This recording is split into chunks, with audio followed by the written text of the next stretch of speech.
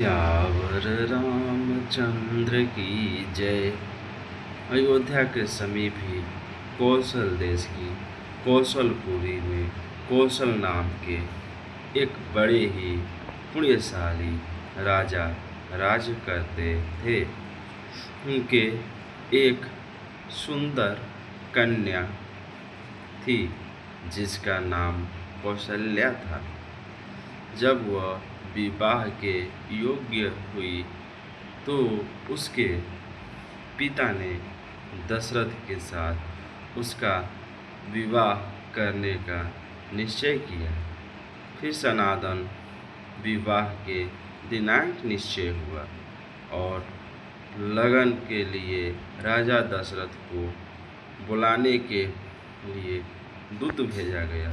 उस समय राजा दशरथ अपने देश में सरयू नदी के मध्य में नौका में बैठे अपने इष्ट मित्र और मंत्रियों के साथ जल क्रीड़ा कर रहे थे।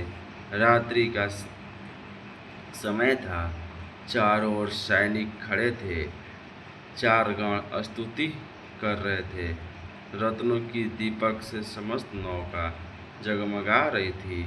रात्रि का समय था और अंगनाएं नाना प्रकार के नाच गान कर रही थी और आनंद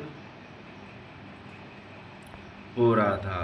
उसी समय लंका में रावण ने ब्रह्मा से प्रश्न किया कि हे ब्रह्मा जी, मेरा किससे मरण होगा, यह आप स्पष्ट कहिए। रावण के इस प्रश्न को सुनकर ब्रह्मा ने कहा, दशरथ की स्त्री कौशल्या से साक्षात जनार्दन, भगवान राम आदि 4 पुत्र उत्पन्न होंगे। उनमें से राम तुमको मारेंगे। उस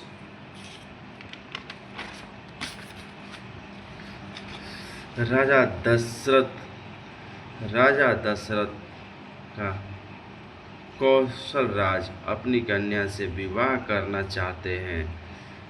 आज के 5वें दिन विवाह का लगन मुहूर्त है तथा ब्रह्मा के इस वाक्य को सुनते ही रावण ने अनेक राक्षसों के साथ जाकर उसी समय राजा दशरथ को पराजित कर नौका सहित जल में डुबो दिया। उस समय और